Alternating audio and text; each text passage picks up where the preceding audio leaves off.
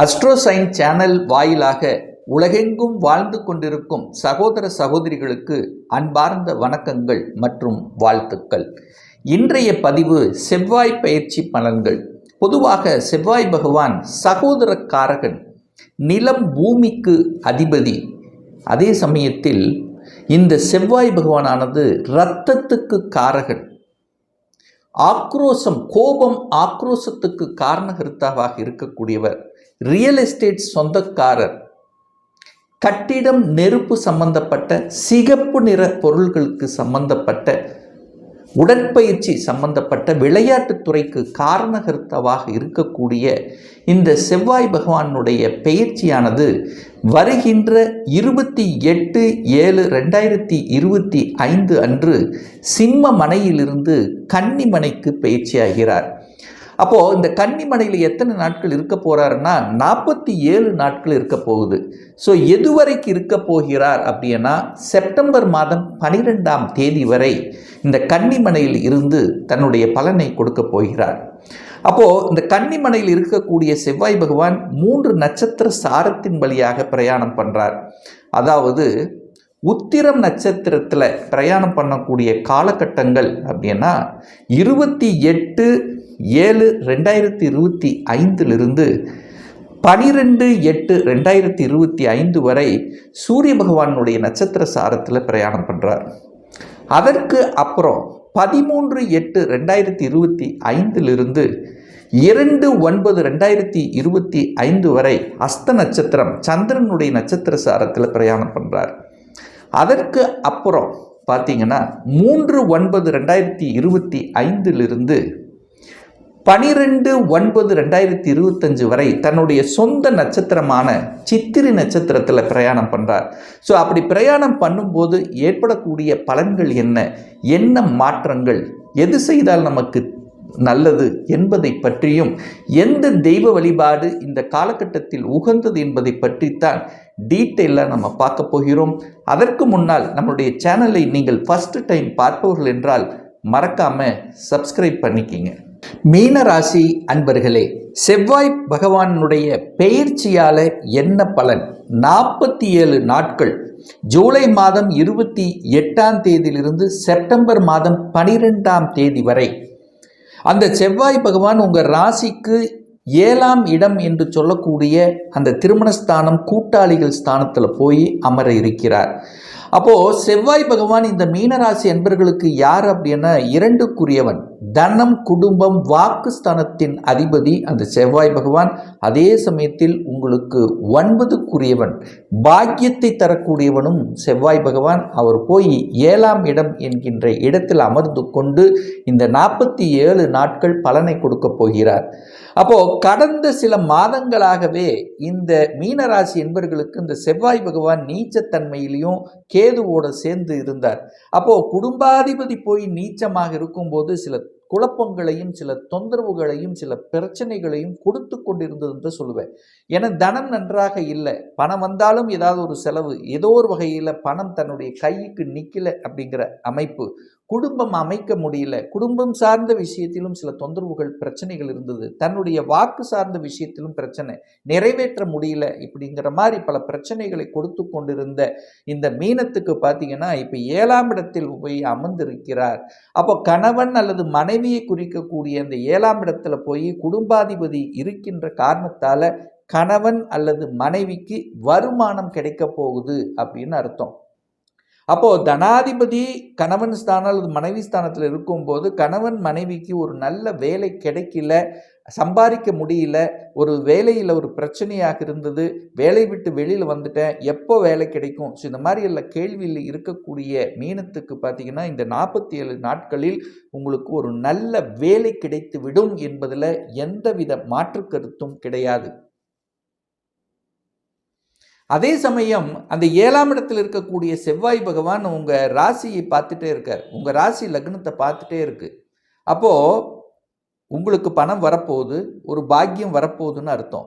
ஆனால் அங்கே இருக்கிறது உங்கள் ராசியிலேயே சனி பகவான் உட்கார்ந்துருக்கார், விரையாதிபதி உட்கார்ந்துருக்கு. சனி செவ்வாய்க்கு ஆகாது, எரிச்சல் ஊட்டக்கூடிய தன்மையை கொடுக்கும். சில நேரங்களில் பார்த்தீங்கன்னா இந்த மீனராசி என்பவர்களுக்கு இந்த இந்த 47 நாட்கள் பார்த்தீங்கன்னா கொஞ்சம் கோபம் ஆக்ரோஷம் என்பது மிகுதியாக இருக்கும். ஏன்னா செவ்வாயும் சனியும் நேர பார்த்துட்டு இருக்கு. அப்போ கோபம் வரும். அதாவது ஏதாவது உங்களை எதையாவது டெம்ப்ட் பண்ணாங்கன்னா அவ்வளோதான், சீறி விடுவீர்கள். அப்போ கோபம் ஆக்ரோஷம் என்பது அதிகமாக இருக்கும். அப்போ டிசிஷன் மேக்கில் கொஞ்சம் கரெக்டாக இருக்கணுங்கிறத ஞாபகத்தில் வச்சுக்கோங்க. ஏன்னா சனி செவ்வாய் பார்த்துட்ருக்கு. உங்களுக்கு 7.5 சனியில் ஜென்ம சனி வேற போயிட்டு இருக்கிறதுனால மனம்தான் ஏதாவது ஒரு குழப்பமாக இருக்கும். மனம் சங்கடம் அடையக்கூடிய சில விஷயங்களை உருவாக்கிவிடும். அதனால் கோபம் ஆக்ரோஷம் டோட்டலாக இந்த மீனராசி என்பர்கள் வேண்டவே வேண்டாம். ஏன்னா சின்ன விஷயமாக இருந்தாலும் அதை பெருசுப்படுத்தி விட்டுரும். என்னைக்கோ நடந்த விஷயம் இப்போ முன்னாடி கொண்டு வந்து உங்கள் மேல் நிற்க வச்சு அதில் ஏதாவது கேள்வி கேட்டு உங்களை டெம்ப்ட் ஆக்கக்கூடிய அமைப்புகளை உருவாக்கிறோம். அப்போ வேலையாக இருந்தாலும் சரி, குடும்பமாக இருந்தாலும் சரி, உறவுகளாக இருந்தாலும் சரி, நண்பராக இருந்தாலும் சரி, காதலில் இருப்பவராலும் சரி, ஸோ யாராக இருந்தாலும் சரி, இந்த மீனராசி என்பவர்கள் கோபம் ஆக்ரோஷத்தை விட்டுவிட வேண்டும் அப்படிங்கிறத ஆழமாக மனதில் பதிய வைத்துக் கொள்ளுங்கள். பொருளாதாரத்தில் உயர்வு உண்டான்னா நிச்சயமா உண்டு, அதில் எந்த மாற்று கருத்தும் இல்லை. 2ஆம் அதிபதி 7ஆம் இடத்தில் அமர்ந்து கொண்டு உங்கள் ராசியை பார்க்கும்போது பணம் உங்களுக்கு வந்து கொண்டிருக்கும். ஆனால் பணம் கையாளுகின்ற விஷயத்தில் கவனமாக இருக்கணும். என விரையாதிபதி இருக்கிறனால செலவாகும். செலவு செய்யக்கூடிய சந்தர்ப்பங்களை ஒரு சிலருக்கு ஏற்படுத்திவிடும். கணக்கு வழக்கு சம்பந்தப்பட்ட விஷயத்தில் கரெக்டாக இருக்கணும். ஏன்னா சனி செவ்வாய் எங்கே கனெக்ட் ஆகுதோ அந்த பாவங்களுக்கு சில தொந்தரவுகள் பிரச்சனைகள் வரத்தான் செய்யும். உங்களுக்கு பிடிவாத குணமும் அதிகமாக இருக்கும் இந்த காலகட்டத்தில். ஸோ அதை மட்டும் சரியாக அமைத்து கொள்வது சிறப்பு. பாக்யாதிபதி தனக்கு 11ஆம் இடத்தில் அமர்வது சில பாக்கியங்கள் நன்மைகள் கிடைக்கக்கூடிய அமைப்புங்கிறது நிச்சயமாக உருவாக்கும். ஸோ பாக்கியம் சார்ந்த விஷயத்தில் நன்மைகள், மாற்றங்கள் சார்ந்த விஷயத்தில் நன்மைகள். குரு 10ஆம் இடத்தை பார்க்குது. அப்போ ஏதோ ஒரு வகையில் மாற்றம், வேலை மாற்றம், ஊர் மாற்றம், உத்தியோக மாற்றம், இந்த மாற்றங்கள் எல்லாம் உங்களுக்கு அமைய பெறும். அதில் எந்த மாற்று கருத்து இல்லை. ஆனால் வேலையை மட்டும் ஆக்ரோஷப்பட்டு அவசரப்பட்டு வேலை விட்டுறக்கூடாது. அப்படியும் மாறணும் அப்படின்னா இன்னொரு வேலையை அமைச்சுக்கிட்டு தான் மாறணுங்கிறத கெட்டியாக பிடித்து கொள்ளுங்கள். வருகின்ற இனி 2 வருடங்களுக்குமே வேலையை மட்டும் கோவப்பட்டு விட்டுறாதீங்க, ஆக்ரோஷப்பட்டு விட்டுறாதீங்க. எங்கே போனாலும் உங்களுக்கு ஒரு சாட்டிஸ்ஃபேக்ஷன் இருக்காது. இந்த வேலையில் ஒரு சாட்டிஸ்ஃபேக்ஷன் இல்லை அப்படின்ட்டு மூவ் பண்ணி அடுத்த வேலைக்கு போனால அங்கேயும் ஏதோ ஒரு குறை இருக்கும். அப்போ என்ன நான் சொல்ல வரேன் அப்படின்னா, மனம் சஞ்சலப்படும், மனம் சாட்டிஸ்ஃபேக்ஷன் இல்லாத தன்மையை உருவாக்கும். ஸோ இதை மட்டும் மைண்டில் வச்சுக்கிட்டா போதும். இந்த 47 நாட்கள் செவ்வாய் சனி நேருக்கு நேராக பார்த்து கொண்டு இருக்கிறதுனால கொஞ்சம் கோபமும் ஆக்ரோஷமும் பிடிவாத குணமும் இயல்பாக வரும். ஸோ இதை நீங்கள் தவிர்க்க வேண்டும் என்பதை மனதில் பதிய வைத்துக் கொள்ளுங்கள். இந்த காலகட்டத்தில் பார்த்தீங்கன்னா இந்த செவ்வாய் பகவான் சூரியனுடைய நட்சத்திர சாரத்தில் பிரயாணம் பண்ணுறார். சூரியன் அப்படிங்கிறது உத்திர நட்சத்திரத்தில். அப்போது எப்போ இந்த காலகட்டம் என்னென்னா, ஜூலை மாதம் 28 ஆகஸ்ட் மாதம் 12ஆம் தேதி வரை சூரியனுடைய நட்சத்திரம். அப்போ சூரியனுங்கிறது அரசு சார்ந்த விஷயங்கள், அதிகாரம் சார்ந்த விஷயங்கள், அட்மினிஸ்ட்ரேஷன் சம்பந்தப்பட்ட விஷயங்கள் சிறப்பு தரும். அரசாங்க வேலைக்கு போகிறது, அரசாங்க வேலையில் இருக்கிறது, அங்கே இருக்கிறவங்களோட ஒரு அணுகுமுறைகள், ஒரு சிலருக்கு இடமாற்றம், ப்ரமோஷன், இந்த மாதிரி அரசு சம்பந்தப்பட்ட விஷயங்களில் ஒரு நன்மையை கொடுக்கக்கூடிய ஒரு காலகட்டமாக நிச்சயமாக அமையும். அதில் எந்த மாற்று கருத்தும் கிடையாது. அதற்கு அடுத்தது நீங்கள் பார்த்தீங்கன்னா சந்திரனுடைய நட்சத்திரத்தில் செவ்வாய் பகவான் பிரவேசிக்கிறார். அதாவது அஸ்த நட்சத்திரம். இது எப்போ அப்படின்னா ஆகஸ்ட் மாதம் 13 செப்டம்பர் மாதம் 2ஆம் தேதி வரை சந்திரன் மனோகாரகனுடைய நட்சத்திரத்தில் பிரயாணம் பண்ணுறார். அது 5ஆம் அதிபதியாக இருக்குது. ஸோ இந்த காலகட்டத்தில் ஒரு சிலருக்கு இந்த காதல் சார்ந்த விஷயங்கள் வயப்படும். காதலுக்குள்ளே போகிறது, அதுக்குள்ளே இருக்கிறது, அதுக்குள்ளே சில பிரச்சனைகளை அனுபவிக்கிறது. ஸோ இந்த மாதிரி காதல் சார்ந்த விஷயங்களுக்குள்ளே இழுத்து சென்று அதில் ஒரு மன கசப்புக்களை கொடுக்கக்கூடிய அமைப்பு இருக்குது. அப்போ சரியாக இருந்து கொள்வது சிறப்பு என்பதை ஞாபகத்தில் வைத்து கொள்ளுங்கள். அதே சமயத்தில் விளையாட்டு துறையிலையும் அப்போது கொஞ்சம் சாதனை புரியக்கூடிய அமைப்பு, கலைத்துறையில் நாட்டம் அதிகமாக இருக்கும். ஸோ விளையாட்டுத்துறை, கலைத்துறை, ஸோ இந்த மாதிரி விஷயங்களில் உங்களை இழுத்து செல்லக்கூடிய வாய்ப்புகள், சந்தர்ப்பங்கள் உண்டு. ஸோ அந்த காலகட்டத்தில் தாய் சார்ந்த விஷயத்திலையும் கவனமாக எடுத்துக்கொள்ளணும். தாயினுடைய ஹெல்த் சார்ந்த விஷயம், தாயை போய் பார்க்கறது, தாயை வருத்தப்படாமல் வைத்து கொள்வது, இது எல்லாமே உங்களுக்கு சிறப்பு என்பதையும் ஞாபகத்தில் வைத்து கொள்ளுங்கள்.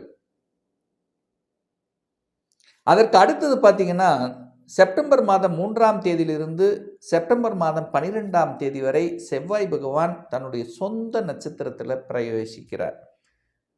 ஸோ அப்போது செவ்வாய் சுயசார பலம் பெற்று இருக்கார். அப்போ 2க்குரியவன் ஆக்டிவேட் ஆக போகிறார். அப்போ தனம் கிடைக்கும், பொருளாதார மேம்பாடு உண்டாகும், குடும்பத்தில் ஒரு உறுப்பினரை இணைத்து கொள்ளக்கூடிய நிகழ்வுகள், சகோதர வகையில் ஒரு நல்லவைகள் நடக்கக்கூடிய, சகோதர சகோதரிகளுக்கு நல்லவைகள், திருமணம், வேலை, மற்ற விஷயங்களில் ஒரு இன்வால்மெண்ட், இதெல்லாம் கொடுக்கக்கூடிய, சகோதர சார்ந்த விஷயத்தில் நற்பலன்களையும், பூமி சம்பந்தப்பட்ட, இடம் சம்பந்தப்பட்ட, நிலம் சம்பந்தப்பட்ட விஷயத்தில் நற்பலனை கொடுக்கக்கூடிய தன்மையும், இந்த இராணுவம் சீருடை அணிந்து பணியாற்றி கொள்ளக்கூடிய துறைகள், தொழில்கள், ஸோ இதில் எல்லாமே நல்லவைகள் நடக்கக்கூடிய தன்மை, ஒரு நல்ல பாக்கியம். 9க்குரியவன் சுயசார பலம் பெற்று இந்த 7ஆம் இடத்திலிருந்து ஆக்டிவேட் பண்ணும்போது ஒரு நல்ல பாக்கியம், ஒரு நினைக்க பார்க்காத ஒரு நல்ல விஷயம் நடக்கும்போது எவ்வளோ ஒரு சந்தோஷம் இருக்கும், அந்த மாதிரி ஒரு நல்ல சந்தோஷம், குழந்தை பாக்கியம் கிடைக்கக்கூடிய அமைப்புகள், குடும்பத்தில் ஒரு உறுப்பினரை இணைத்து கொள்ளக்கூடிய நிகழ்வுகள், சாத்திய கூறுகள், ஸோ இதெல்லாமே அந்த காலகட்டம் உங்களுக்கு சிறப்பு பெறும். ஒரு நல்ல பாக்கியம் கிடைக்கக்கூடிய, நினைத்து, அதாவது ஒரு கஷ்டம் அப்படி நினைச்சிட்டு இருக்கீங்க பார்த்தீங்களா, அந்த கஷ்டத்துக்கு ஒரு விடை கொடுக்கக்கூடிய அமைப்பு அந்த காலகட்டம் உங்களுக்கு சிறப்பை ஏற்படுத்தும். ஒரு நல்ல பாக்கியம் கிடைக்கணும், ஒரு நல்ல தனவரவு, பொருளாதாரம், மேன்மை கிடைக்கணும் அப்படின்னா இந்த மீனராசி என்பர்கள் வழிபடக்கூடிய தெய்வம் முருகப்பெருமான். அப்போ உங்கள் ஊருக்கு பக்கத்தில், உங்கள் வீட்டுக்கு பக்கத்தில் இருக்கக்கூடிய முருகப்பெருமானை செவ்வாய்க்கிழமை என்று சென்று வழிபடும்போது நிச்சயமாக உங்களுக்கு ஒரு பாக்கியத்தை தந்தே தீரும் என்பதில் எந்தவித மாற்று கருத்தும் கிடையாது. இப்போ நான் சொன்னது கோச்சார ரீதியாக ஒரு பொதுவான பலன்கள் தான். ஒவ்வொருத்தரும் டிஃப்ரெண்ட், ஒவ்வொருடைய ஜாதக அமைப்புகளும் வேறுபடும். உங்கள் ஜாதகத்தில் செவ்வாய் பகவான் எந்த நிலையில் இருக்கார், ஆட்சி பலம், உச்ச பலம், மூலத்திரிகோண பலம், வர்க்கோத்தம பலம், இந்த மாதிரி பலங்களை பெற்று வலிமையாக இருக்கிறதா, சுப கிரகங்களினுடைய தொடர்பு பெற்றிருக்கா, இல்லை பாவ கிரகங்கள் என்று சொல்லக்கூடிய சனி ராகுவோடு சேர்க்கை பெற்று இந்த செவ்வாய் பகவான் உங்கள் ஜாதகத்தில் இருக்கா என்பதை பொறுத்து அதனுடைய பலன் மாறும். அதுவும் குறிப்பாக உங்களுக்கு செவ்வாய் தசை, செவ்வாய் புத்தி, செவ்வாய் அந்தரம் நடக்குதா அப்படின்னா கண்டிப்பாக அதனுடைய இம்பேக்ட்ங்கிறது இருக்கும். ஒரு துல்லிய பலன் வேணும். 2025 சொந்த தொழில் செய்வதற்கான விதி கொடுப்பினை நம்முடைய ஜாதகத்தில் இருக்கா, அப்படி இருக்கக்கூடிய பட்சத்தில் எப்போ நம்ம சொந்த தொழிலை ஆரம்பிக்கலாம். திருமணம் தடைப்பட்டு கொண்டே இருக்கிறது, எப்போதான் நமக்கு திருமணம் நடக்கும். எந்த கோர்ஸ் எடுத்து படிப்பதற்கான கொடுப்பினை நம்முடைய ஜாதகத்தில் இருக்குது, அப்போ எந்த கோர்ஸ் எடுத்து படித்தா என்னுடைய ஃப்யூச்சர் நன்றாக இருக்கும், எப்போ நம்ம குழந்தை பாக்கியம் கிடைக்கும், எப்போ நான் வீடு கட்டுவேன், எப்போ எனக்கு ப்ரமோஷன் கிடைக்கும், இது போன்ற கேள்விகளுக்கு துல்லியமான பதிலை நம்மால் கூற முடியும்.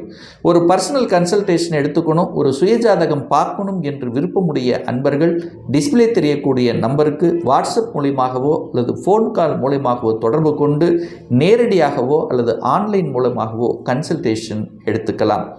நம்முடைய அலுவலகம் கோயம்புத்தூரில் அமைந்துள்ளது. அதாவது கோயம்புத்தூரிலிருந்து மேட்டுப்பாளையம் செல்லும் வழியில் வெள்ளக்கிணர் பிரிவுக்கு அருகில் அன்னபூர்ண ஹோட்டலுக்கு அருகில் அமைந்துள்ளது. பிரியர் அப்பாயின்மெண்ட் வாங்கிட்டு நேரடியாக கன்சல்டேஷன் எடுத்துக்கலாம். நிச்சயமாக இந்த பதிவு ஏதாவது ஒரு ரூபத்தில் உங்களுக்கு யூஸ்ஃபுல்லாக இருக்குங்கிறதுல எந்தவித மாற்று கருத்தும் கிடையாது. இந்த ராசி நட்சத்திர நேயர்கள் அனைவரும் வாழ்க வளர்க வளம் பெறுக என்று எனது வாழ்த்தினை தெரிவித்துக் கொண்டு விடைபெறுகிறேன். நன்றி, வணக்கம், வாழ்த்துக்கள்.